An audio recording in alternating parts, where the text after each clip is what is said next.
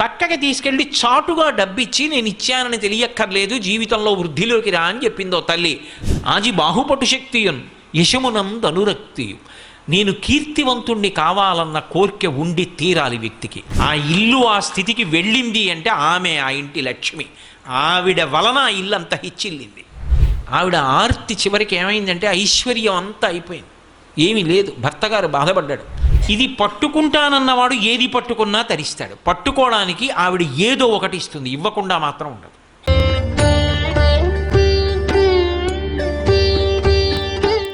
ఎవరి యందు లక్ష్మీ కటాక్షమున్నది అని చెప్పవలసి ఉంటుంది అంటే ఎంత ఐశ్వర్యమున్నదో అంత గుర్తు పెట్టుకుని, ఎంత పేదవాళ్ళు కానివ్వండి, బంధు బంధు బంధు బంధు ఎక్కడో ఎప్పుడో బంధువులు, ఒకప్పుడు వాళ్ళు పేదవాళ్లే కానీ ఇప్పుడు మహదైశ్వర్యవంతులు, కానీ వాళ్ళని చూసి తెలియనట్టు వెళ్ళిపోరు. పేరు పెట్టి పిలిచి, ఇంటికి పిలిచి అన్నం పెట్టి పక్కకి తీసుకెళ్ళి చాటుగా డబ్బిచ్చి నేను ఇచ్చానని తెలియక్కర్లేదు, జీవితంలో వృద్ధిలోకి రా అని చెప్పిందో తల్లి. ఆవిడది లక్ష్మీ కటాక్షం. ఆ ఇల్లు ఆ స్థితికి వెళ్ళింది అంటే ఆమె ఆ ఇంటి లక్ష్మి. ఆవిడ వలన ఆ ఇల్లు అంతా హిచ్చిల్లింది. అది లక్ష్మీ కటాక్షం. అందుకే ఇంటి ఇల్లాల్ని బట్టి ఐశ్వర్యం ఉంటుంది. కాబట్టి ఆపదలందు ధైర్యగుణ మంచిత సంపదలందు దాల్మీయున్. డబ్బున్నప్పుడు అహంకారం వచ్చేసింది అనుకోండి, ఆ అహంకారం ఏం చేస్తుందంటే ఎప్పుడో ఒక భగవద్భక్తుణ్ణి కూడా నిరసించే గుణానికి వెళ్ళిపోతుంది. అదే పతనానికి కారణం అవుతుంది. అటువంటి సౌశీల్యం ఉన్నటువంటి వాళ్ళు ఇంట్లో ఉన్నారనుకోండి, వాళ్ళు ఉన్న కారణం చేత ఆ ఇంటి ఐశ్వర్యము భ్రంశము కాదు. అందుకే అది లక్ష్మి నిజానికి. అంచిత సంపదలందు దాల్మీయున్ భూపసభాంతరాళమున పుష్కళ వాక్చతురత్వము. ఆయన ఎన్నో చదువుకున్నాడు. ఆయన ఏం చదువుకోనివాడు కాడు, ఎన్నో చదువుకున్నాడు, ఎన్నో తెలిసాయింది. కానీ కొంతమంది చూడండి పాపం తెలియని వారు కాదు, ఎన్నో తెలుసు. పుస్తకం వ్రాస్తే ఆ పుస్తకం చదువుతుంటే అబ్బా ఏమి దర్శనం చేశారు రా మహానుభావుడు, ఒక్క శ్లోకాన్ని ఎంత గొప్పగా అన్వయం చేశారు ఆయన అనిపిస్తుంది. ఆయన వచ్చి సభలో మాట్లాడమన్నారనుకోండి, సభలోకి వచ్చి కూర్చుంటే ఒక్క విషయం జ్ఞాపకానికి రాదు. కొందరికి ఎంతో విషయ పరిజ్ఞానం ఉంటుంది, సభలో రంజకత్వం ఉండదు, అందంగా ప్రతిపాదించగలిగినటువంటి శక్తి ఉండదు. అంత మాత్రం చేత వాళ్ళు రచయితలు కాకుండా పోరు. కాలమునందు వాళ్ళ పేరు ఎప్పటికీ నిలబడుతుంది. కానీ వాళ్ళకి లక్ష్మీ కటాక్షం ఎలా ఉంది అంటే గ్రంథకర్తగా ఉంటుంది తప్ప ఒక ఉపన్యాసకుడిగా, ఒక ప్రవచనం చేసిన వాడిగా సమాన స్థాయిలో ఆ కీర్తి ఉండదు. అంత మాత్రం చేత వాళ్ళు తక్కువ వాళ్ళన్న మాట అనడానికి వీల్లేదు. నిజానికి ప్రవచనం చేసిన వాడికన్నా కూడా వాళ్ళు చాలా చాలా గొప్పవాళ్ళు. పోతన గారు ప్రవచనాలు చేసి ఉండకపోవచ్చు, అంత మాత్రం చేత పోతన గారు ప్రవచనం చేసిన వాడికన్నా తక్కువని మీరు నిర్ధారించగలరా? కాదు. పోతన గారి పేరు చెప్పుకొని, పోతన గారు చెప్పిన పద్యాలు చెప్పుకొని బిరుదులు పొందిన వాళ్ళు ఉన్నారు. పోతన గారి పేరు చెప్పి ఉపన్యాసం చెప్పి ఎంత బాగా చెప్పారండి అనిపించుకున్న వాళ్ళు ఉన్నారు. అది వాడిది కాదు, వండినవారు పోతన గారు, ఆయన యజమాని, వీడు వడ్డించినవాడు అయినప్పుడు ఆయనే గొప్పవారు. ఆయనది ఆ లక్ష్మీ కటాక్షం, చెప్పుకున్నవాడిది ఈ లక్ష్మీ కటాక్షం. కానీ సభలోకి వచ్చాక జ్ఞాపకం రాలేదనుకోండి, సభలోకి వచ్చాడు కూర్చున్నాడు, ఏమీ జ్ఞాపకం రావట్లేదు, ఒక్క శ్లోకం గుర్తు రావట్లేదు, ఓ పద్యం గుర్తు రావట్లేదు, ఎందుకు వచ్చాడో గుర్తు రావట్లేదు, ఏం చెప్పాలో గుర్తు రావట్లేదు. అప్పుడు ఎలా ఉంటుంది ఆయన పరిస్థితి అంటే లక్ష్మీ కటాక్షం లేదని గుర్తు. భూపసభాంతరాళమున పుష్కళ వాక్చతురత్వము ఆజిబహాపటు శక్తియును. ఓ యుద్ధానికి వెళ్ళాడనుకోండి, బాహువుల యందు పటుత్వం ఉండాలి, యుద్ధంలో ధైర్యంగా దూసుకుపోయి యుద్ధం చేయగలగాలి. తీరా యుద్ధానికి వెళ్ళిన తర్వాత గోడ కలుక్కుమని నిప్పెడుతోంది అనుకోండి, అసలు చెయ్యెత్తలేకపోతున్నాడు అనుకోండి, ఇంకేం లక్ష్మీ కటాక్షం. ఆజి బాహుపటు శక్తియున్ యశమునందనురక్తియు.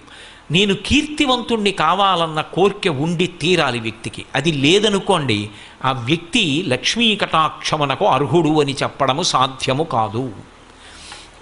అందుకే ఒకటి గుర్తుపెట్టుకోండి, మనిషి జీవితంలో ఈశ్వరుడు ఏదో ఒక విభూతిని ఇవ్వనివాడన్నవాడు ఉండడు. ఏదో ఒక విభూతి ఇవ్వబడుతుంది, ప్రతి వారికి ఇస్తాడు ఈశ్వరుడు.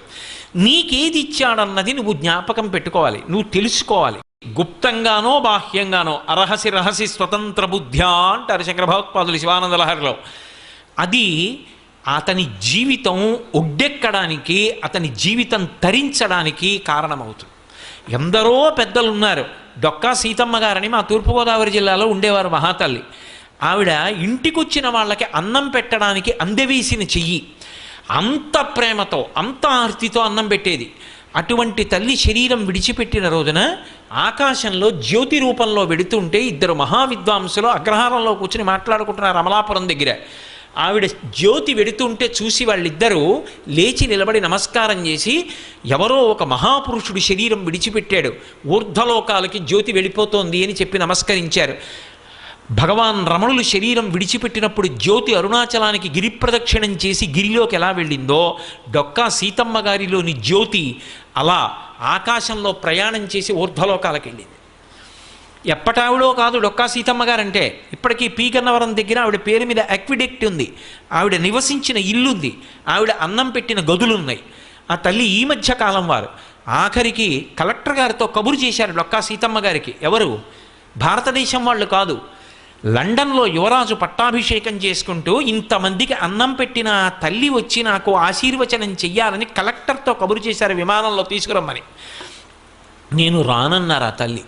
రానంటే ఆవిడ చిత్రపటం గీయించి పంపించమని డొక్కా సీతమ్మ గారి చిత్రపటాన్ని పక్కన పెట్టుకుని ఆవిడ పాదాలకు నమస్కారం చేసి వైస్రాయిగా పట్టాభిషేకం పొందాడు. అది ఈ దేశ ఔన్నత్యం. దానం చేసి అన్నదానం చేసి డొక్కా సీతమ్మ గారు ఆ స్థాయిని పొందారు. తరించడానికి కారణం కాలా? ఒక గృహస్థుగా ఆఖరికి అమ్మ అన్నం తినేసి వచ్చామమ్మా, కడుపు నిండుగా ఉంది తల్లి, ఒక్కసారి మిమ్మల్ని చూడ్డానికి వచ్చామంటే ఆవిడ ఏం చేసేవారు ఒకటి తెలుసా? చెయ్యి చాపరా అని వచ్చిన వాళ్ళందరికీ కాస్త చింతకాయ పచ్చడి వేసి నాకమని మంచినీళ్ళు ఇచ్చేవారు. ఆవిడ చేత్తో చేసిన చింతకాయ పచ్చడి అంత రుచిగా ఉండేది, తప్ప పెట్టకుండా పంపించేవారు కాదు. ఇంటికి వస్తే ఏదో ఒకటి పెట్టి పంపించాలి. ఆవిడ ఆర్తి చివరికి ఏమైందంటే ఐశ్వర్యం అంతా అయిపోయింది, ఏమీ లేదు. భర్త గారు బాధపడ్డాడు. ఎందుకు బాధపడతారు? మనం చేసేది మంచి పని పరమేశ్వరుడు చేయిస్తాడన్నారు. పొలం దున్నుతుంటే బిందెలు దొరికాయి, బిందెల్లో బంగారపు కణికలు దొరికి ఆవిడ చేసిన అన్నదానం కొనసాగింది. ఈశ్వరుడు కాపాడలా? కాబట్టి విభూతి ఇవ్వబడని వాడు లోకంలో ఉండడు, నువ్వు గుర్తించాలంతే. దాని పీక నొక్కేస్తే ఈశ్వరుడు ఏం చేస్తాడు? ఇచ్చాడు, దాన్ని నేను తెలుసుకోను, దానితో నాకు సంబంధం లేదు, నాకు దాచుకోవడం ఒక్కటే నాకు కావాలి, నాకు తరించే మార్గం అక్కర్లేదంటే ఆయన ఏం చేస్తాడు? మనలో నిజంగా అనుకుంటే ప్రతిరోజు వచ్చి గుడి తుడుద్దామంటే తుడవడం కష్టమైన వాళ్ళం ఎంతమంది ఉంటాం? వారానికి ఒక్కసారి గుళ్ళో బట్టలు తీసుకెళ్ళి ఉతికి ఆరేసి పట్టుకొచ్చి ఇస్తామంటే కష్టమైపోయిన వాళ్ళం ఎంతమంది ఉంటాం? అది కష్టమా? లేకపోతే ప్రతిరోజు కనీసం వారానికి నేను ఒక్క చిన్న పద్యం నేర్చుకుంటాను అంటే వారానికి ఒక్క పద్యం నేర్చుకోవడం అంత కష్టమా? వారానికి ఒక్క పాదం నేర్చుకుంటాను, పోతన గారి పద్యాల్లో ఒక్క పాదం నేర్చుకుంటాను వారానికి, చిత్తశుద్ధితో ప్రయత్నిస్తే అంత కష్టమా? 108 తక్కువ కాకుండా గాయత్రి విడిచిపెట్టకుండా చేస్తాను, కష్టమా? బొట్టు పెట్టుకోవడం మానను, అంత కష్టమా? కానీ అని వదిలేసిన వాడికి అన్నీ వదిలేయచ్చు. ఇది పట్టుకుంటానన్నవాడు ఏది పట్టుకున్నా తరిస్తాడు. పట్టుకోవడానికి ఆవిడ ఏదో ఒకటి ఇస్తుంది, ఇవ్వకుండా మాత్రం ఉండదు. కాబట్టి అలా పట్టుకుని తరించిపోతాడు. అది లక్ష్మీ కటాక్షం.